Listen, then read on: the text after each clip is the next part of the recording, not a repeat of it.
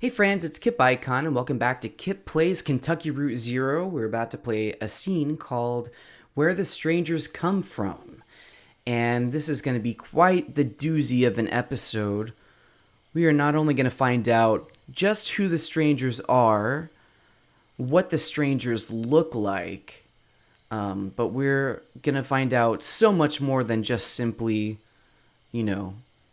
where they come from. Because holy cow. And I can't believe we're so close to Act 4. Wait, oh, okay, we're in there. Got it. Can't believe we're so close to Act 4, friends. I'm super stoked about that. Well, this can't be right. It looks like an old church. Worth a look inside. I guess. I want to stay outside. Okay. I'll stay with him. We can look for lizards. Okay, we'll make it quick. Whoa. Find any lizards? I wasn't really looking. Nice cover story, kid. Do you have a family? Well, I've got Johnny, the vicious cycle. I've got you folks right now. Is that a family?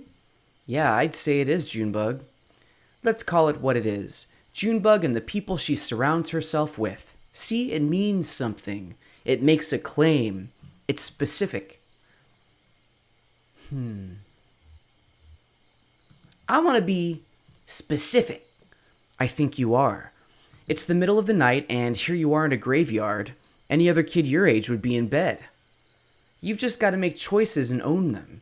You think I was born this foxy? I came off the assembly line about a half-foot shorter and all gray, no eyes. So definitely, Junebug is a robot confirmed. They were going to have us clearing out the old mine. Doesn't matter what you look like under all that rock and water. A bunch of gray shadows shoveling and hammering invisibly at the walls, draining the tunnels. Johnny found some gear, an old tape player. We hid away in an underwater cave and listened to it over and over, and we knew we weren't miners. We slipped out onto the road, just these two featureless shadows, and ever since that night we've been detailing, coloring in, specifying. Wow, okay. So the origin story of the robots is a little bit different from what was originally described in the Kickstarter campaign for what the game used to be. I like this much better, actually. I feel more like myself every day. Kind of is what life is, right? Like, we're born and, we are who we are, but we fill in the details and get more specific as we, get older and experience more and decide who we want to be.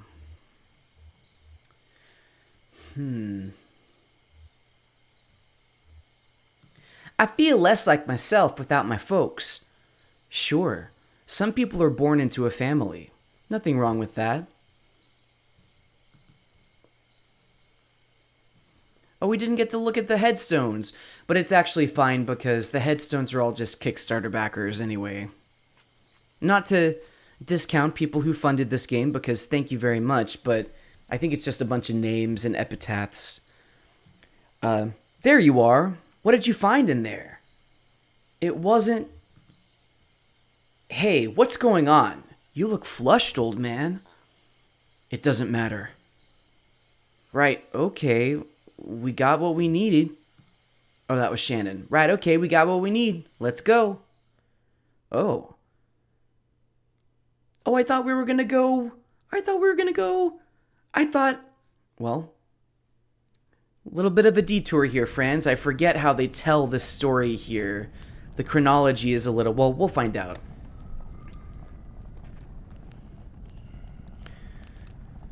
Oh, that's right. Don't know this song. Trace an orbit round the road and close your eyes with holy dread. For we on mold and whiskey fed and drank from rivers down below. We found your strangers. We know how to fix your damn machine. But I'm not sure it was worth it. Oh, soon the visions will return. What have you found? So we're going to see what happened whenever Shannon and Conway left the screen there in the next scene. So, okay, this is how they're going to do that. And that's, because they're, okay, I remember now. Okay. They say you need to type in a specific phrase to restore it. Oh, a bit of a poem to rally the illustrious spirit?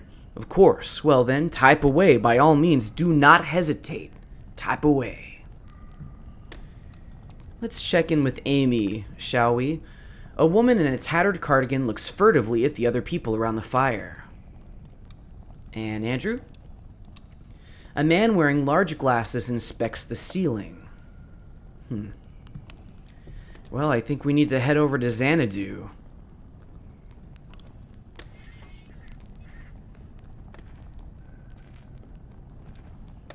Can we still not get through this gate, I reckon?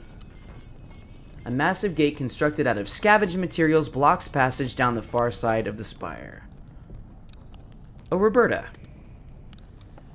A woman in a long, worn shirt stares at the fire, lost in thought.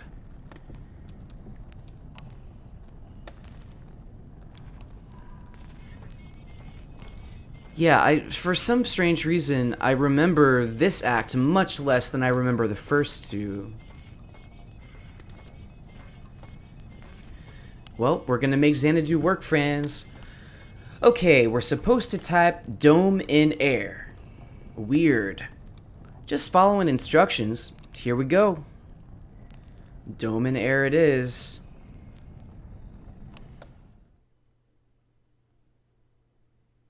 Act 3, Scene 10. XANADU.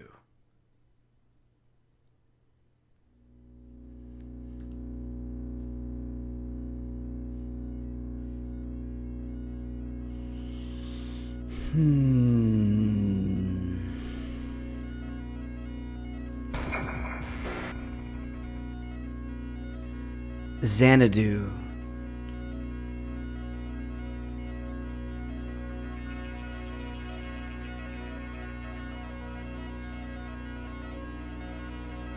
At end of road.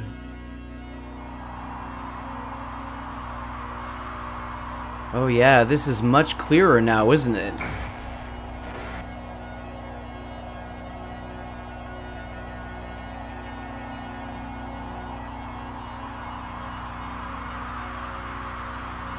You are standing at the end of a road before a small brick building. Around you is a forest. Check out the building. Enter building.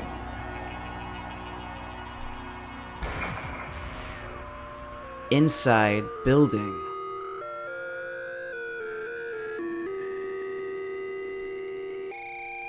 This really takes me back to games that used to be kind of like this. Way back when I was like even really too young to play games. You are inside a building, a storage shed for the National Park Service. There is a sensible, modern electric lantern nearby. Can we go back in the forest? No, we'll get the lantern. Get the lantern. Get lantern. Taken. Exit building. Enter forest. That's not something you can enter. Just type a direction. North.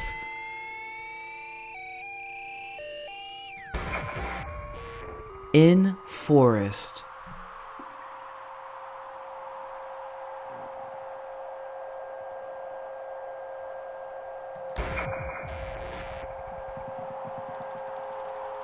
You are in open forest with a deep valley to one side. Can we climb a tree? Climb tree. I don't think much is to be achieved by that. Sorry. Can we dig a hole? Dig a hole. You can't see any such thing. Pretty limited vocabulary. South. You're in forest. Hey, it's a maze. West? West. You're in forest. Lula is here, soldering replacement components in a small, handmade radio. Oh, soldering, sorry. Oh, we should talk to her. Ask Lula how she is doing. Hi, Donald. I'm getting the strangest interference out here. I've been tuning the radio circuits gradually as we go, swapping capacitor values and tweaking resistor networks. It was working for a while, but everything I can pick up sounds so distant and muffled. Lula hands you the radio. Well, maybe you'll have better luck. You're good at this stuff, just don't forget to give it back. I am gonna turn it down a couple ticks, friends. Maybe just one is fine. East? East. You're in forest. Joseph is here, tapping with a small stylus on a modified pocket braille slate. A small gray kitten, no more than a few weeks old, dozes comfortably on top of his backpack. Maybe he has something to say. Listen. Joseph says, Donald, I was just transcribing your footsteps. Sounded like... Joseph runs his finger along the index cord he's been tapping on from right to left. Index card, sorry. Long, weary song, drearily gone, dearly gone. You beat a melancholy shuffle through these woods, Donald. Ha! I've been noting down the sounds of the forest, with an ear for speech, and an inborn filter for poetry. I suppose, so maybe it's me being melancholy after all. I'm eager to see what the poetic subsystem makes of these punched cards. South?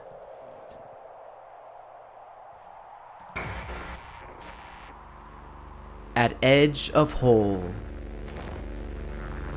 Oh, wow. Look at that. That's cool.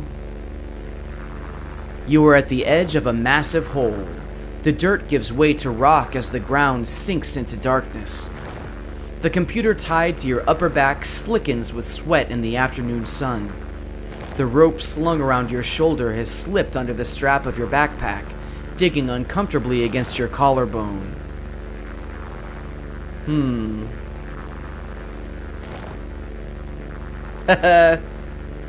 Yell into the hole first to see if there are pirates. Yell. I only understand you as far as wanting to yell. Yell, any pirates down there? No response.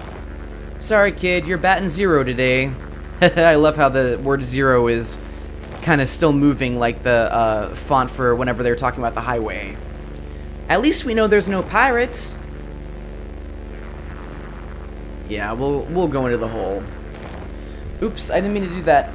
Lean in a bit and check it out. Down. The cave walls are too slick to climb safely without assistance. You lose your footing and fall to your death. No, that was a mistake. No, we died. Your score was 0 out of a possible 8,192. What? You may continue or quit. Continue.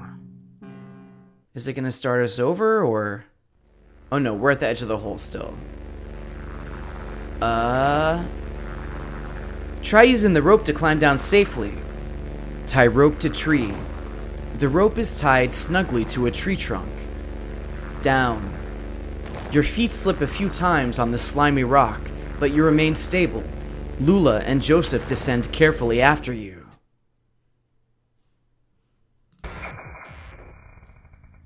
In bed quilt. Yeah, I noticed it said that earlier. The Bed Quilt Ramblers is the name of the band. It's Emily, Ben, and Bob, who we see from time to time, and they're the people who sing the songs. You are in Bed Quilt, a long east-west passage with holes everywhere. Joseph and Lula remove the computer equipment they are carrying on their backs and begin setting up. That's the last trip, so everything's down here now. Set up the gear. Set up gear. I only understood you as far as wanting to set the up above? What? Set the up above? Lula looks pensive. Ask her where the treasure is. Ask Lula where the treasure is. Ha! If we knew that, we wouldn't have to set up down here. I know you think this environment will help our project, get us in touch with a deep romantic reverence for some kind of profound natural spookiness, but I was more comfortable in our lab. The university picked the worst time to cut our funding. Typical institutional stinginess and academic politics. I mean, I felt like we were getting really close to something. Something. Anyway, I don't know if it's sustainable down here, to live and work here together. Ask her about the cave. Ask Lula about cave. Having second thoughts? I don't blame you. It's unsettling down here. Weird acoustics. Earlier, as we were climbing down, I thought I heard voices for a moment, or not voices themselves, but the echoes of voices singing some kind of eerie, tuneless working song. Yeah, we've heard that from someone. I'm glad I'm not down here alone. Joseph looks uncomfortable. Jealous? Hey, Donald, can you help me, wire up these generators? I'll assemble the synthesizer, but I could use some help with the serial interface if you have time. You hear an unfamiliar echo from a tunnel to the east. Maybe if we help Lula, she'll have some more to tell us. Help Lula.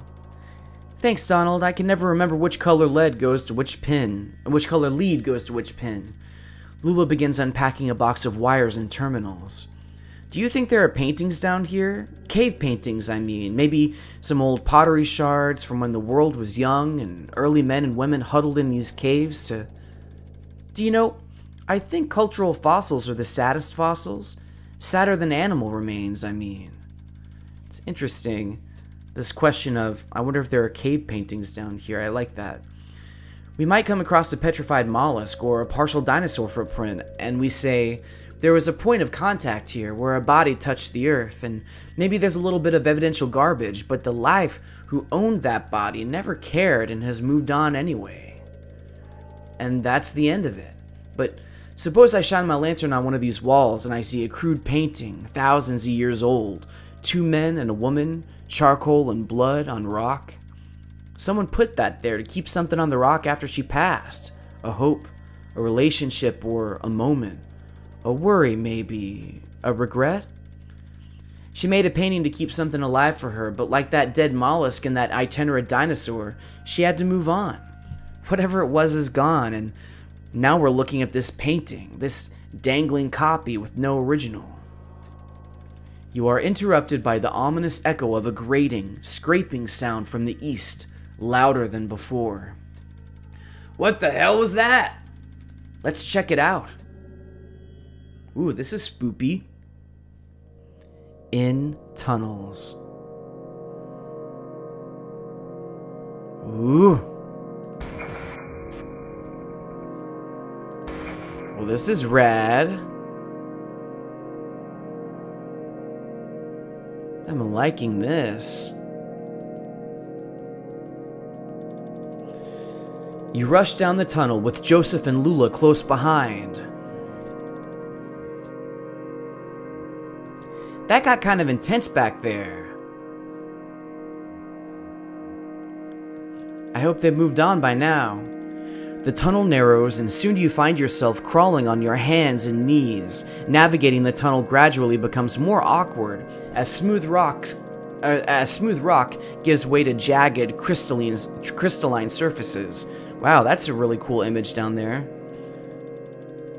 But is that a figure there or just a rock formation?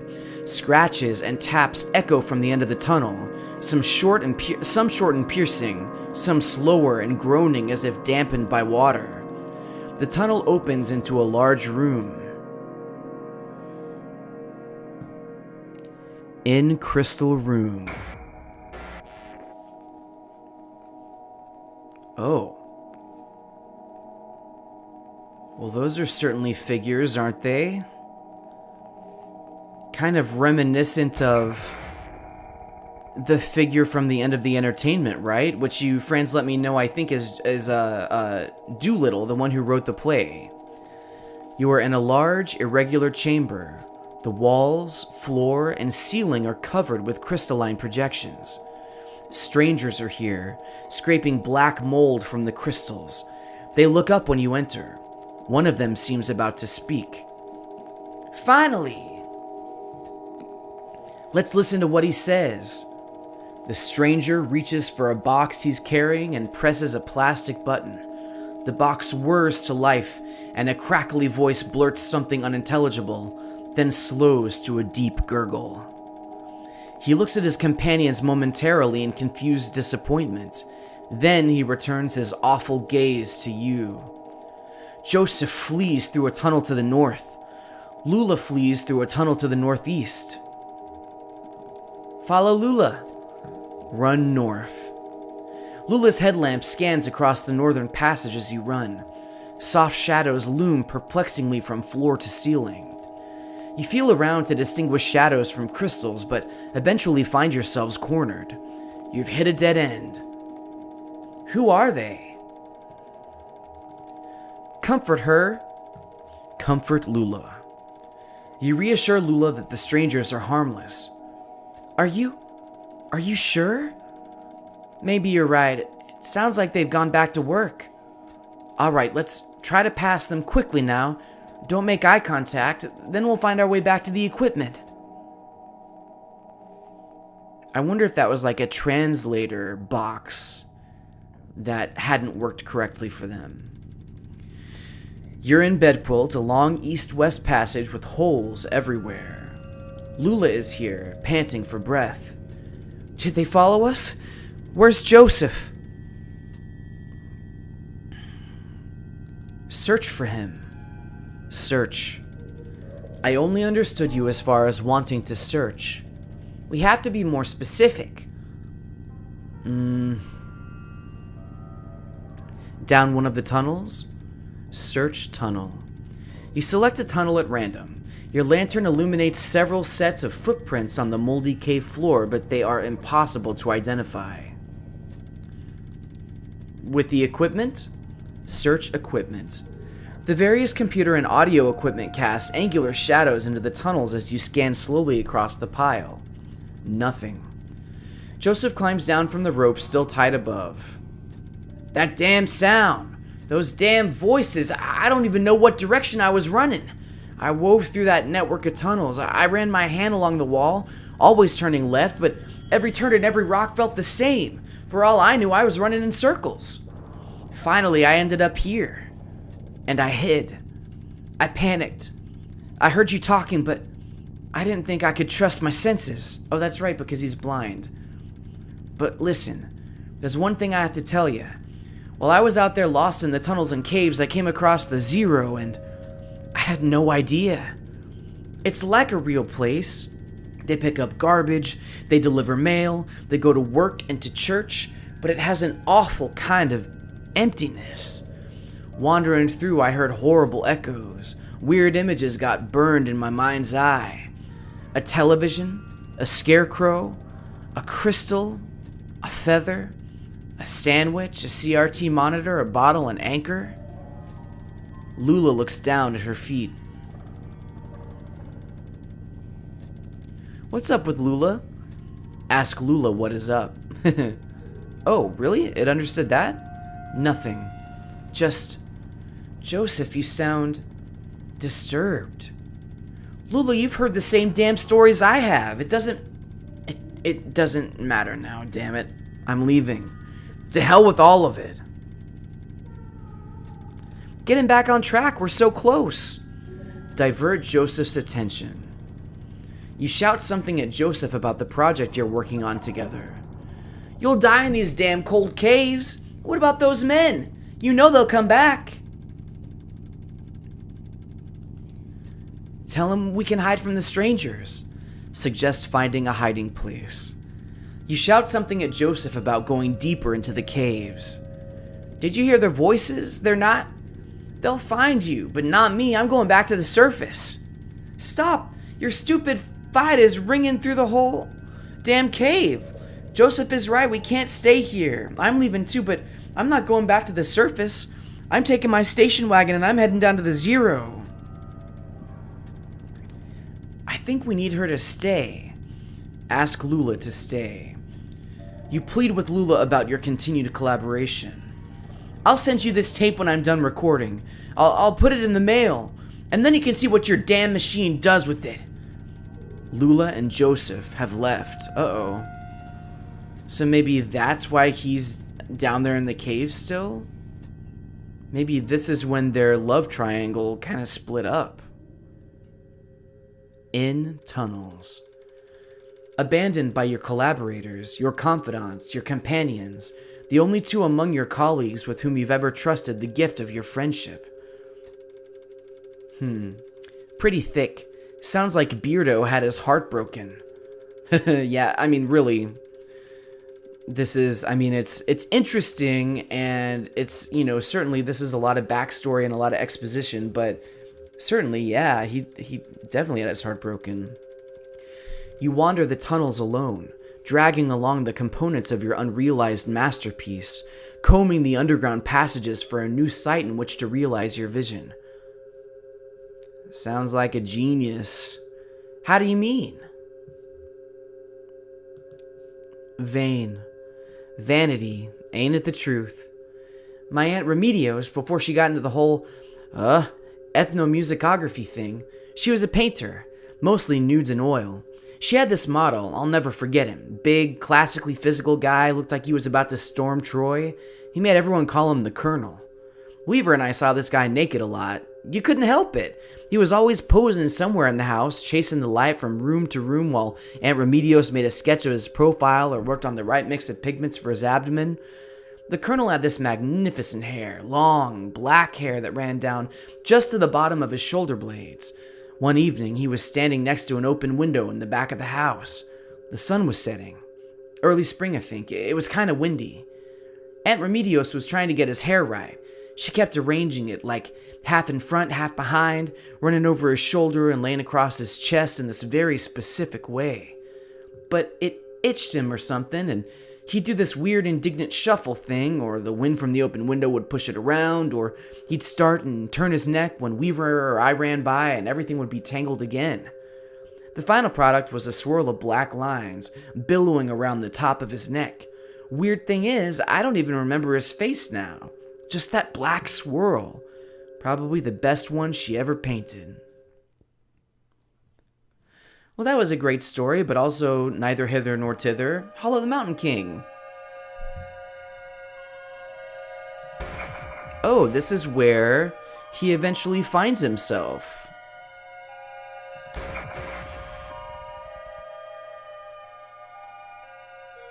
That's very pretty. After what may have been years, you stumble out of the tunnel into a cavernous open space. Stalactites adorn the ceiling like grotesques. In the center of the room is an enormous rocky spire. This is where you will set up your equipment and establish your legacy.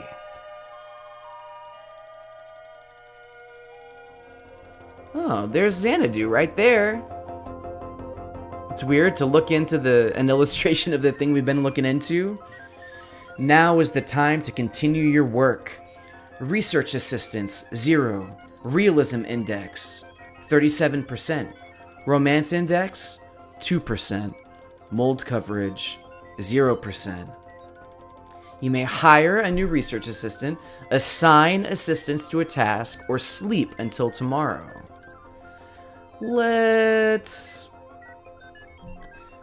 Well, we don't have any assistants yet, so let's hire a new research assistant. Hire. Uploading job advertisement to university message boards. You have hired Greg, who studies architecture. Yeah, let's hire another one, why don't we? Let's hire the ones that we still have, maybe? Hire a new research assistant. Hire.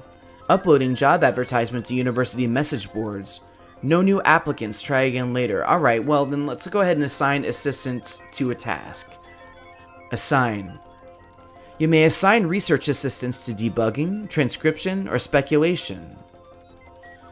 Well, what did he do? He writes about it, right? So let's do transcription. Assigning available research assistants to transcription. Alright, now let's hire a new one. Hire. No new applicants, try again later. Let's sleep. Time passes. Greg summarizes the migratory patterns of bats through the tunnels. Now is the time to continue your work. We have 52% realism, no romance, and 9% mold coverage. Alright, let's hire a new one. You have hired Rick, who studies library sciences. Oh, this is not someone we've met in the cave yet. Let's assign to debugging. You have 2 research assistants available today. Assign how many to debugging? Both of them, why not? And let's sleep. Time passes. Greg makes adjustments to the echolocation algorithm. Bats now fly normally instead of getting hung up on each other's wings and clustering together like horrible leathery tumbleweeds. Rick widens tunnels slightly to reduce the need for extra crouch commands. Greasy black mold is collecting on the computer equipment. Well, we want to get that mold up. We want to get the realism up. Maybe if we hire more research assistants, we can have romance. That doesn't seem completely ethical. Oh, you've hired Weaver, who studies mathematics. Can we hire another one? Oh, no new applicants. All right, let's go ahead and assign assistants to a task. We'll do speculation this time. All of them, why not? And we'll sleep. Time passes. Greg muses about the love lives of fungal colonies. Weaver makes a convincing argument for the edibility of stone. Rick posits that nature, not reason, is the master of industry. Intruders! Oh yeah, I see them! The strangers are doing something to the equipment, but you can't make out what. You hide behind a rock until they leave. With trepidation, you emerge from your hiding place hours later. Well, what did they do? I'm not convinced this is getting us any closer to the 0. But that's because it's not. Oh, we have 50% romance. That's interesting. Let's hire a new one. And you have hired Mary Ann, who studies fine art. And assigned assistants to a task. Why don't we have one do debugging and 2 will do transcription, and 1 will do speculation. Alright, and let's sleep and see what they come up with. Time passes. Weaver identifies a bug with the oxygen level simulation, but is unable to fix it. Marianne extensively notates tunnel diameter as a function of length. Greg carefully transcribes the sounds of dripping water and all their variations over a period of several hours. Rick discards centuries of exhaustive data on the uniformity of cause and effect. Weaver follows the strangers into the tunnels. She doesn't return, but neither do they. What are we at? We have... Oh, now we only have 3 research assistants. And... You know... Let's try to quit and start over. I'm like, this could probably go on for a while, honestly. I want to keep playing. Come on, kid, we've got stuff to do. Quit. Are you sure you want to quit? Yes. Do we need to save? How do we save? Yes, that was a rhetorical question. Exit? Exit. But you aren't in anything at the moment. Maybe we have to lose or die somehow in order to start over? Eat the lamp. Smash the computer. Smash computer. Violence isn't the answer to this one. Maybe we have to wait it out? Wait indefinitely. Time passes. Research assistants come and go. You don't encounter the strangers again, but sometimes you can hear the uncanny echoes of their voices off in the tunnels. Years pass. Mold accumulates. You and the remaining research assistants take to burning disused equipment in the center of the room. Excuse me. The black mold is intensely flammable and makes an excellent catalyst. It leaves behind a sweet, narcotic perfume. One night, you have visitors, outsiders, different ones. Then, later that night, an old friend. You really did go deeper into the caves. Premature end of file. Press any key to quit. Huh. I guess he stopped writing XANADU at that point? Well, in the next episode, we are going to be back in the Hall of the Mountain King. And then I promise you, we're going to have some really, really dynamic stuff coming up at the end of this act. Oh, Lula's actually here!